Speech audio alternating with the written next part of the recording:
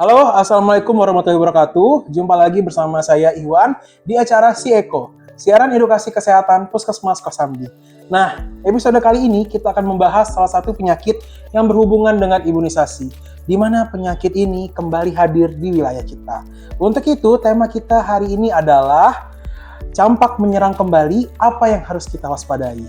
Kebetulan di tempat kita hari ini kita sudah kedatangan salah satu bidan desa di wilayah kerja Puskesmas Kosambi dan juga selaku koordinator imunisasi, yaitu Ibu Husnul. Halo Bu Husnul. Halo. Apa kabar? Kabar baik.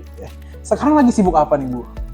Kita lagi sibuk dengan kegiatan ORI ya. Oke. Terkait ada beberapa kasus di 5 desa tentang campak.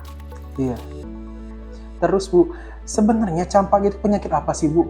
Mungkin sobat-sobat sehat biar lebih paham lagi terkait penyakit campak. Campak atau biasa dikenal dengan bahasa kampungnya ya, campak ya. Jadi campak ini adalah suatu penyakit yang memang sangat menular yang disebabkan oleh virus, seperti itu. Penyakitnya menular melalui apa?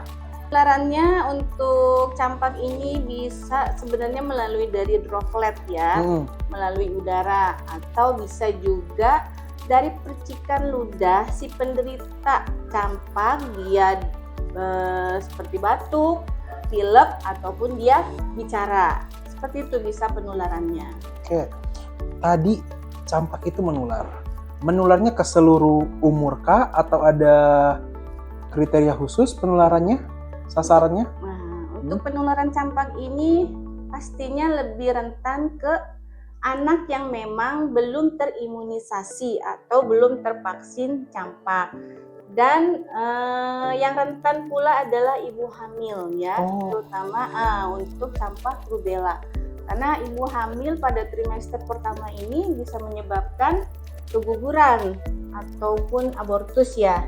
Atau bisa juga melahirkan bayi yang punya kelainan atau cacat bayi. Seperti itu bahayanya. Berarti penyakitnya seserius itu ya? Serius itu. Oke, tadi kalau seandainya kita udah tahu nih bahwasannya bahaya campak seperti itu, kira-kira apa sih gejala campak? Gejala campak ini pada umumnya sih memang biasanya si anak itu ada demam ya. Kemudian juga ada bercak kemerahan. Nah, ditambah juga ada batuk dan pilek dan konjungtivitis atau matanya kemerahan ya.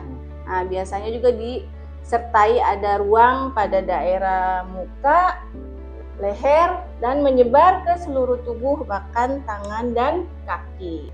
Jadi kalau seandainya kita ngecek nih kondisi anak kita ada hal-hal tersebut, apa yang harus kita lakukan?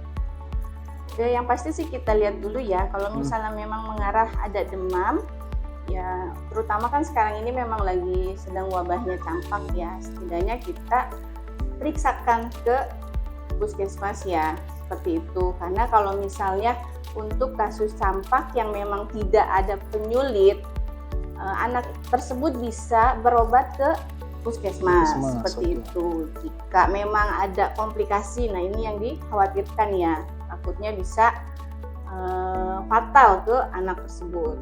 Nah, tadi kalau seandainya sudah kita lakukan pemeriksaan, ternyata terindikasi campak, apa yang harus kita lakukan? Adakah pengobatannya atau bagaimana?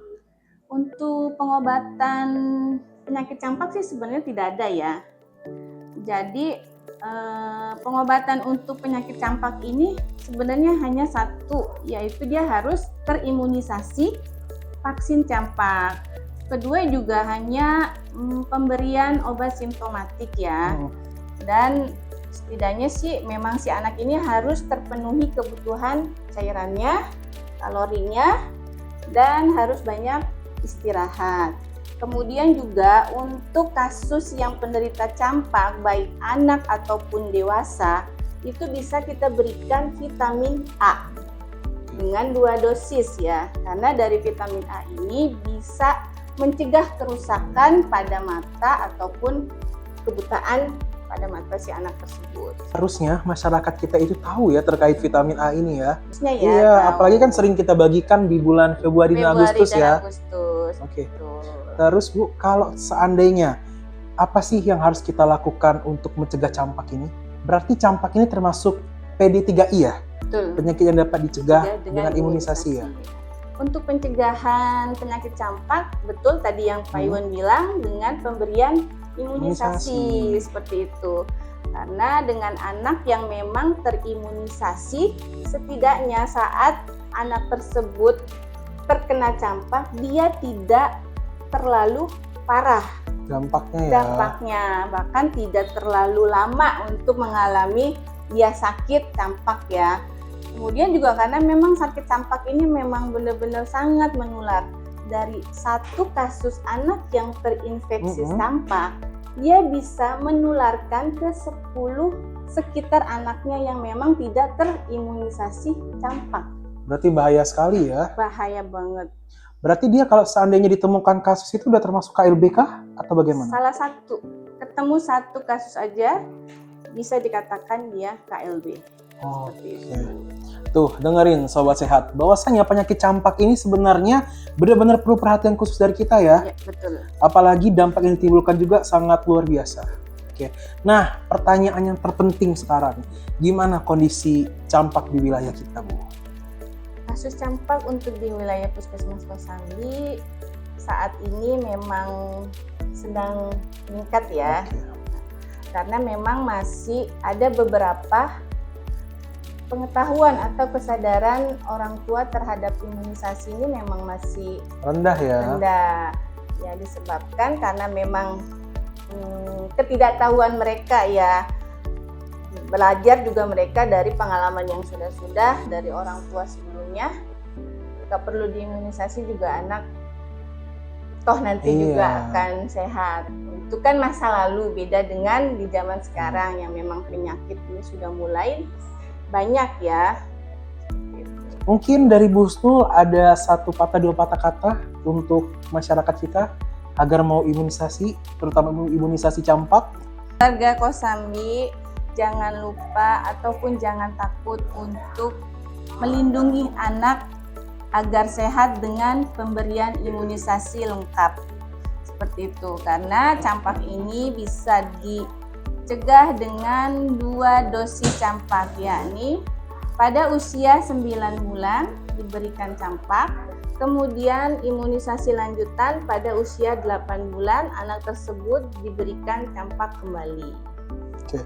Jadi sebisa mungkin jangan sampai ketinggalan ya. Betul. Masih bisa dikejar. Anak yang terlewati imunisasinya ini bisa dikejar sampai dia berusia SD. Imunisasi kejar ya? Iya, bisa. Dengan bahasanya imunisasi kejar. Seperti itu. Nah, Sobat Sehat, sudah mendengarkan bagaimana terkait penyakit campak sekarang ya. Jadi sebisa mungkin, mari semua orang tua harus melakukan pencegahan dengan hal yang sederhana, yaitu membawa anaknya ke posyandu untuk imunisasi. Karena banyak sekali manfaatnya yang bisa didapat dari imunisasi. Oke, terima kasih ya Bu sudah hadir di siaran Seko kali ini. Semoga edukasi kali ini menyadarkan kembali masyarakat untuk lebih peduli akan kesehatan ya Bu. Terima kasih. Ya, sama-sama.